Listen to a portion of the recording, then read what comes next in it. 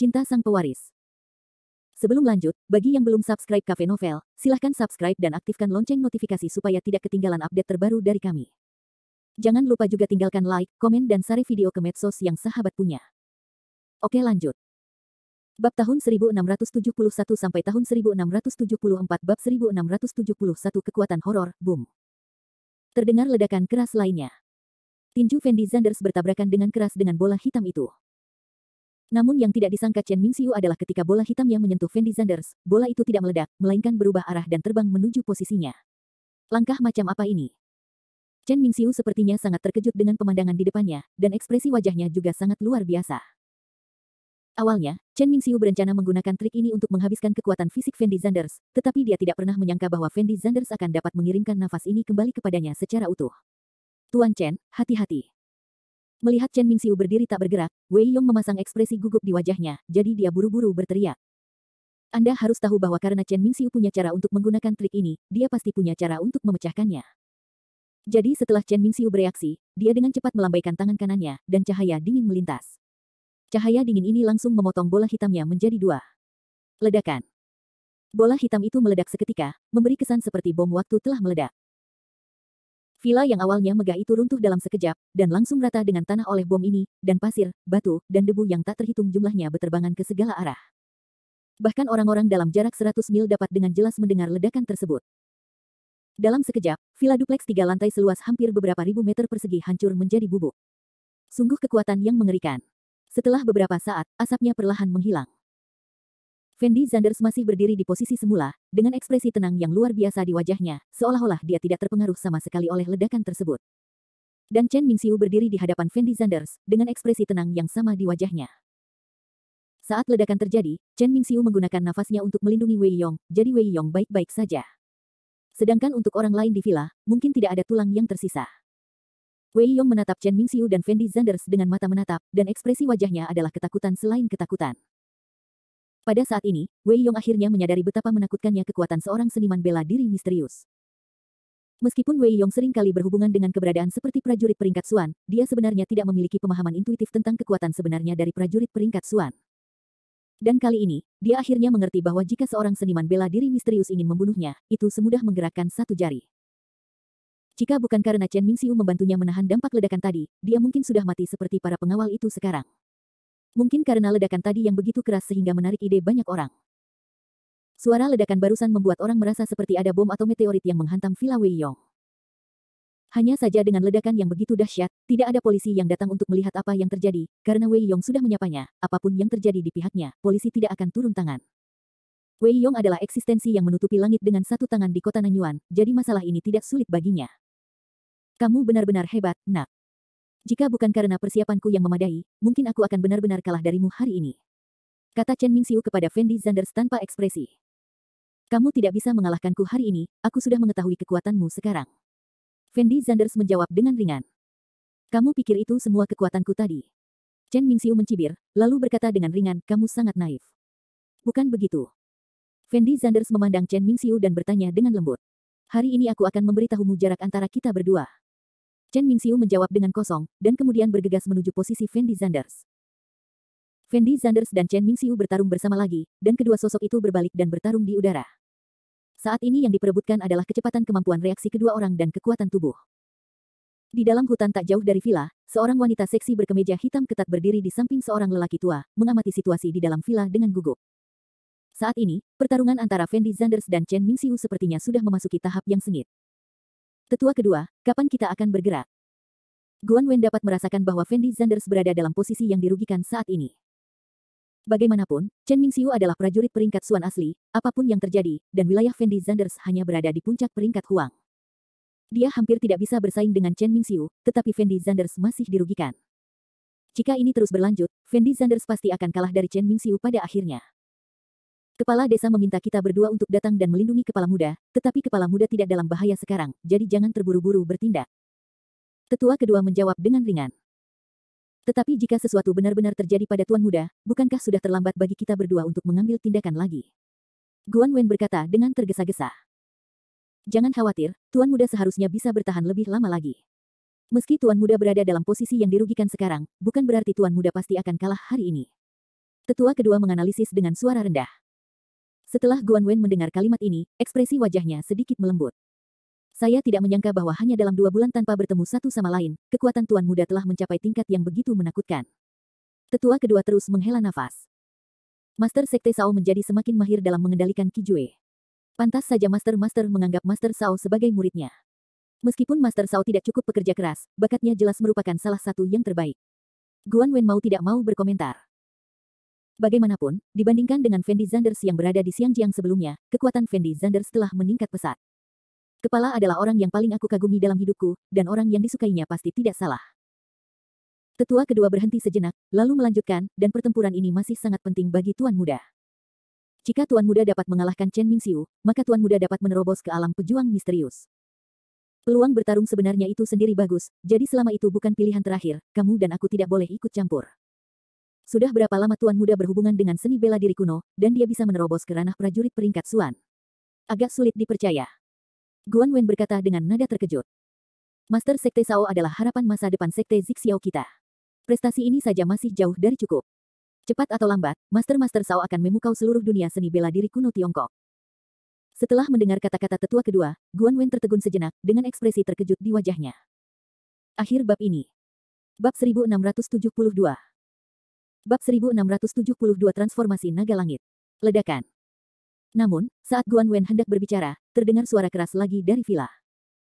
Fendi Zanders dan Chen Mingxiu mundur satu demi satu. Meskipun Chen Mingxiu selalu unggul dalam pertempuran tadi, dia tidak mendapatkan keuntungan apapun. Chen Mingxiu merasa jika dia dan Fendi Zanders terus bertarung seperti ini, itu akan sangat tidak menguntungkan baginya, karena Fendi Zanders punya alasan untuk menerima pilki di tubuhnya, sehingga nafas Fendi Zanders tidak ada habisnya, tetapi Chen Mingxiu terus-menerus mengonsumsinya. Nafasnya jelas bukan hal yang baik untuknya, jadi dia memilih berpisah dari Fendi Zanders. Setelah Fendi Zanders berpisah dari Chen Mingxiu, dia hanya menyesuaikan aura di tubuhnya. Dan Chen Mingxiu menarik napas dalam-dalam, dan napas hitam yang tak terhitung jumlahnya memadat seperti air pasang. Harus dikatakan bahwa Chen Mingxiu, sebagai seorang pejuang misterius, sangat mahir dalam mengendalikan nafas antara langit dan bumi, bahkan sebanding dengan ahli seni bela diri kuno. Setelah beberapa saat, aura hitam perlahan mengembun menjadi bentuk naga raksasa. Fendi Zanders, saya akan membiarkan Anda melihat keterampilan unik Tian Yuanzong kami hari ini. Chen Mingxiu mencibir, lalu berteriak dengan suara rendah, transformasi Tianlong. Setelah Chen Mingxiu selesai meneriakkan kata-kata ini, naga raksasa yang sepenuhnya terkondensasi oleh nafas di tubuh Chen Mingxiu bergegas menuju posisi Fendi Zanders.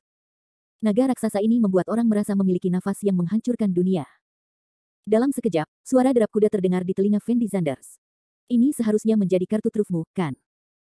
Fendi Zanders menyipitkan matanya dan menatap naga raksasa di depannya dan bertanya dengan suara rendah. Chen Mingxiu memandang Fendi Zanders dan tidak berkata apa-apa. Detik berikutnya, Fendi Zanders tidak memilih untuk menghindar, melainkan bergegas menuju naga hitam itu. Ekspresi wajah Chen Mingxiu setelah melihat Fendi Zanders bergegas menuju naga raksasa itu tampak sedikit sombong. Kalian pasti tahu bahwa meskipun naga raksasa ini terlihat seperti ketiadaan, nyatanya semua naga raksasa ini diubah oleh nafas yang ada di tubuh Chen Mingxiu. Bahkan bisa disamakan dengan tank. Jadi saat ini, perilaku Fendi Zanders yang bergegas menuju naga memberi orang perasaan bahwa orang biasa ingin menghentikan tank dengan tangan kosong, dan dia terlalu memikirkan kemampuannya. Jangan bicara tentang seorang seniman bela diri, bahkan jika ada ribuan pasukan, jangan coba-coba memblokir naga langitku, Fendi Zanders, kamu pasti akan kalah hari ini. Melihat posisi Fendi Zanders, Chen Mingxiu menghela nafas pelan. Setelah melihat pemandangan ini, Guan Wen dan tetua kedua juga tampak sangat khawatir. Tetua kedua, apakah menurutmu Tuan Muda dapat menahan tindakan Chen Mingxiu? Guan Wen menoleh untuk melihat tetua kedua, dan bertanya dengan ekspresi gugup. Saya tidak begitu jelas tentang ini, tetapi jika saya menghadapi tipuan Zhang Huacheng, maka saya sama sekali tidak yakin untuk menggunakan metode ini untuk memecahkan tipuan tersebut. Kata tetua kedua perlahan. Setelah mendengar kata-kata tetua kedua, Guan Wen tampak menjadi lebih cemas. Lagi pula, jika tetua kedua tidak dapat memecahkan gerakan ini, maka Fendi Zanders pasti tidak akan dapat menghentikannya. Tetapi Anda tidak perlu terlalu khawatir sekarang. Karena Tuan Muda telah memilih cara ini, saya pikir Tuan Muda harus sangat yakin. Tetua kedua sepertinya melihat kekhawatiran Guan Wen, jadi dia dengan lembut membujuknya. Bagaimana dia bisa yakin?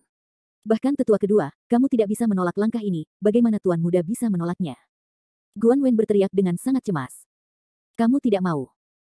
Tetua kedua membuka mulutnya untuk membujuk Guan Wen, tetapi sebelum dia bisa mengatakan apapun, dia mendengar raungan Fendi Zanders. Tinju Tiangang Bintang 7, Raungan Harimau. Detik berikutnya, tinju Fendi Zanders menghantam kepala naga itu dengan keras.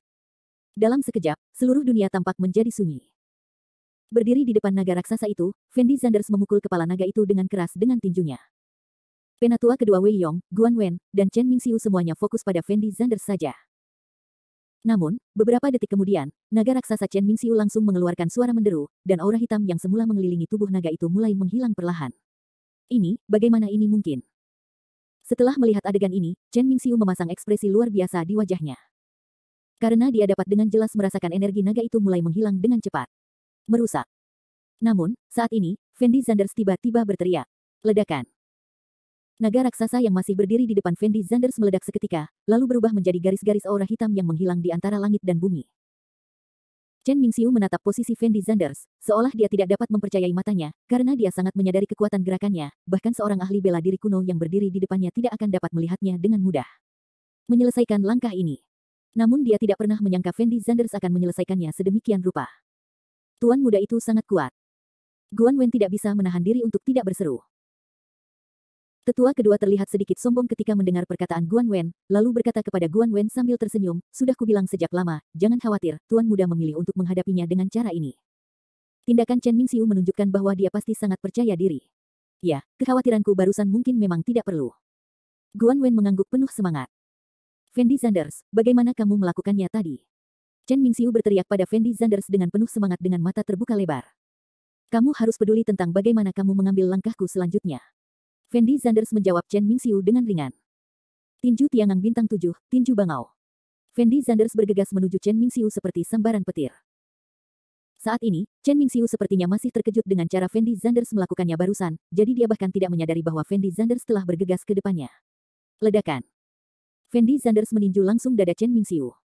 Tubuh Chen Mingxiu terbang terbalik dalam sekejap. Detik berikutnya, Fendi Zanders mengganggunya, lalu meninjunya lagi. Gerakan Fendi Zanders sangat koheren sehingga dia tidak memberi kesempatan pada Chen Mingxiu untuk bereaksi. Hanya dalam sepersekian detik, Chen Mingxiu menerima dua pukulan dari Fendi Zanders. Ledakan. Tubuh Chen Mingxiu membentur tanah dengan keras. Setelah Wei Yong melihat adegan ini, ekspresi wajahnya sangat ketakutan, karena dia tidak menyangka Fendi Zanders akan langsung menghajar Chen Mingxiu hingga jatuh ke tanah. Setelah Chen Mingxiu jatuh ke tanah, Fendi Zanders tidak memberi kesempatan kepada Chen Mingxiu untuk bangkit, tubuhnya terjatuh dengan cepat, lalu dia mengangkat kakinya dan langsung menginjak kepala Chen Mingxiu. Akhir bab ini. Bab 1673. Bab 1673 Manajer Umum. Tidak ada yang mengira Chen Mingxiu akan diinjak-injak di bawah kaki Fendi Zanders seperti anjing mati. Awalnya, Wei Yong mengira Chen Mingxiu adalah harapan terakhirnya, namun dia tidak menyangka Chen Mingxiu akan kalah dalam postur seperti itu pada akhirnya. Chen Mingxiu berjuang untuk berdiri, tetapi kekuatan Fendi Zanders terlalu besar.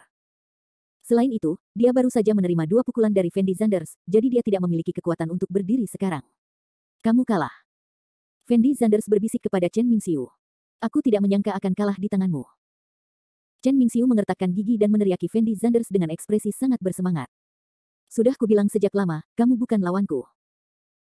Fendi Zanders menjawab dengan kosong, lalu mengulurkan tangan untuk mengeluarkan pistol dari balik pakaiannya, dan mengarahkannya langsung ke kepala Chen Mingxiu.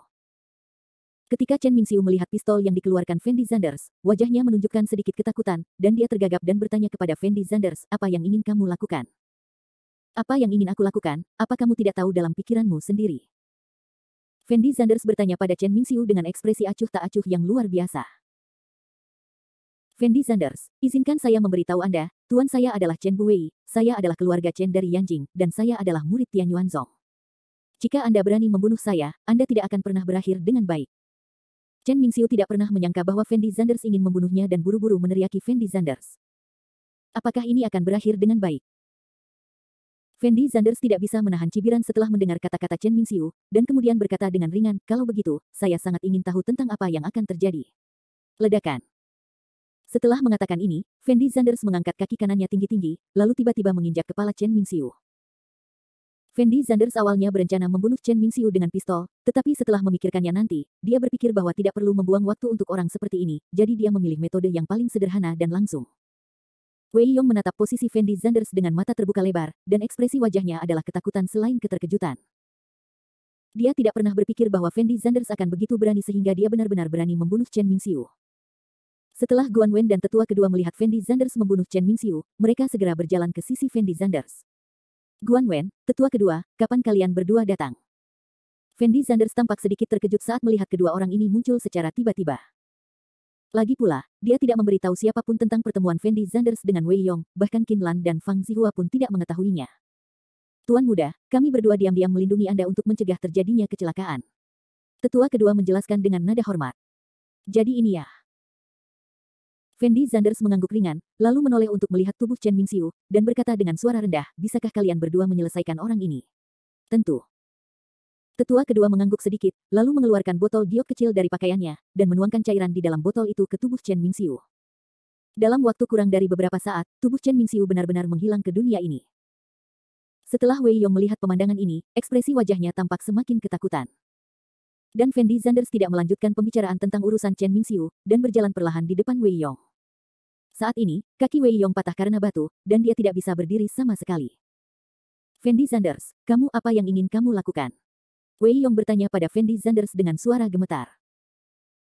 Meskipun ini pertama kalinya kita berdua bertemu, kamu telah merancang untuk menjebakku tidak hanya sekali atau dua kali, dan kamu juga telah menyerang orang-orang di sekitarku, jadi kamu harus sangat jelas tentang apa yang ingin aku lakukan.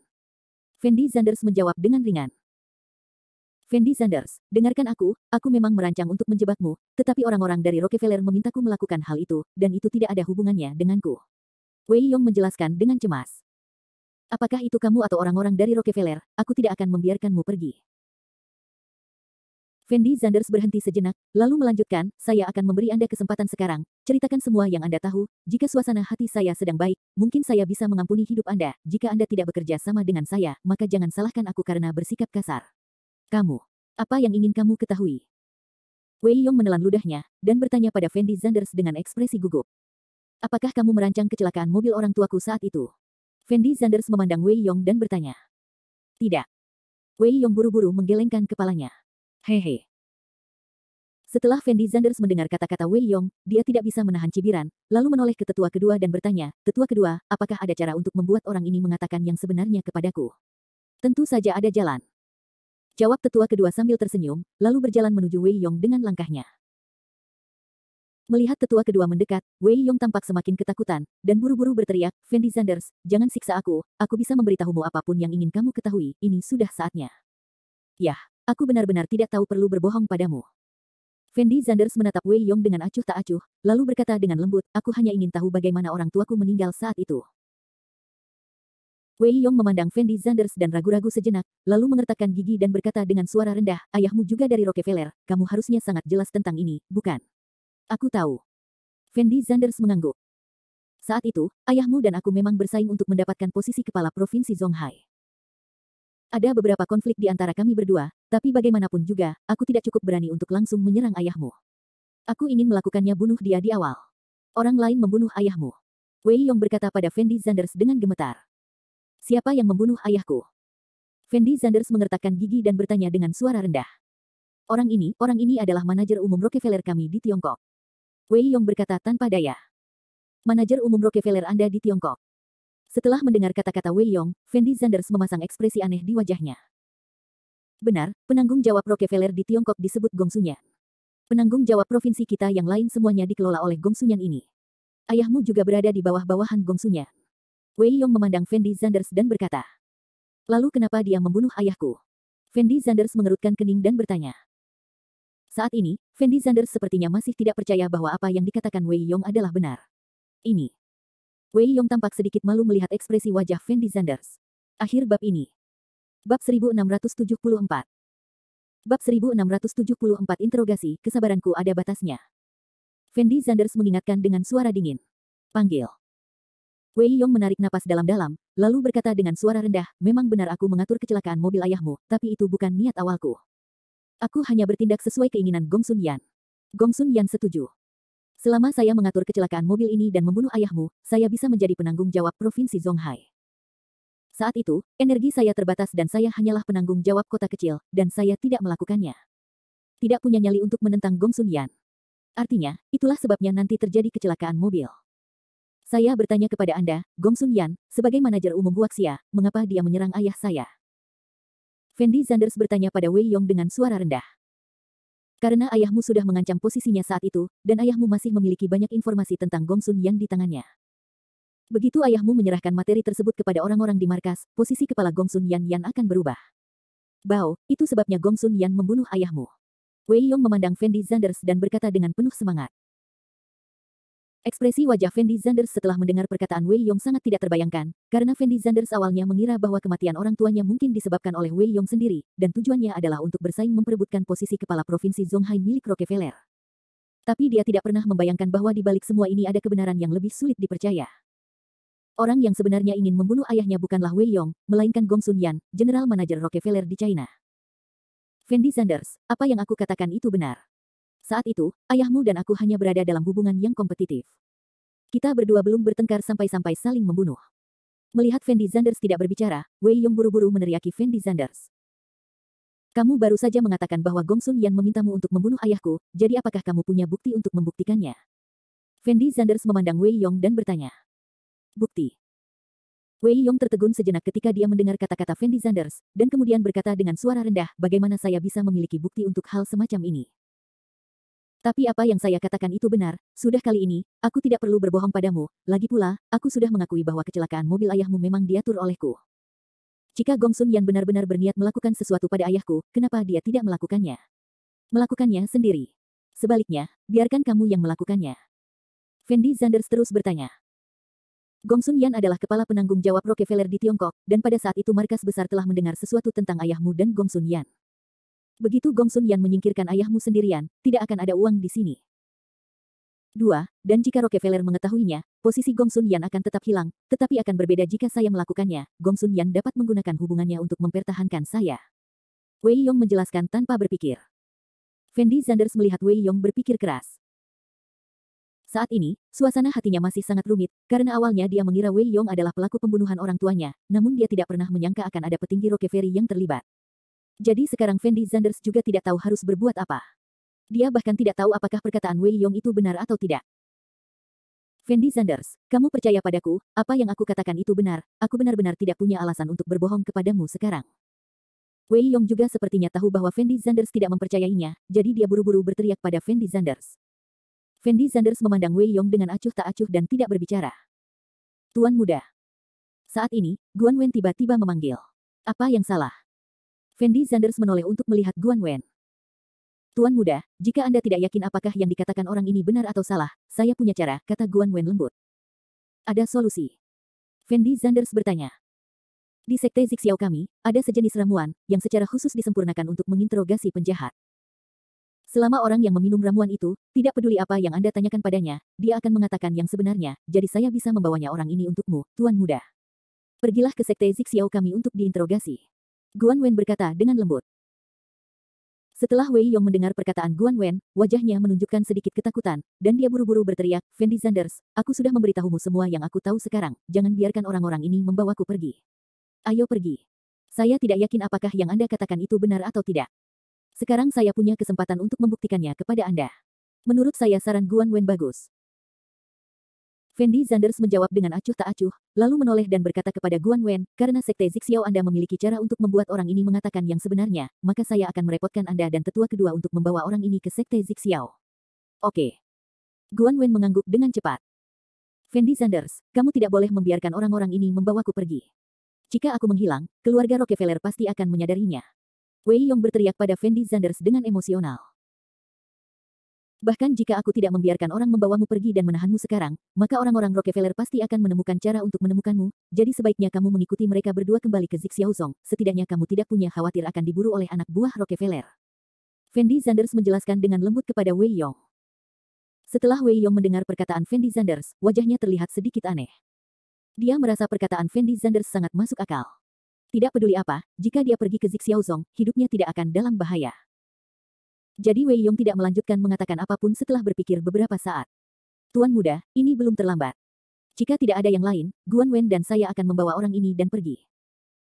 Tetua kedua mengetahui bahwa pertarungan antara Fendi Zanders dan Chen Mingxiu telah menyebabkan keributan yang cukup besar, jadi dia merasa Fendi Zanders dan yang lainnya tidak boleh tinggal di tempat ini terlalu lama. Bagus. Fendi Zanders memandang tetua kedua dan mengangguk. Tetua kedua menghampiri Wei Yong, dan menyayat leher Wei Yong dengan pisau tangan, dan Wei Yong langsung pingsan. Kemudian tetua kedua memeluk Wei Yong dan berjalan menuju tempat parkir di kejauhan.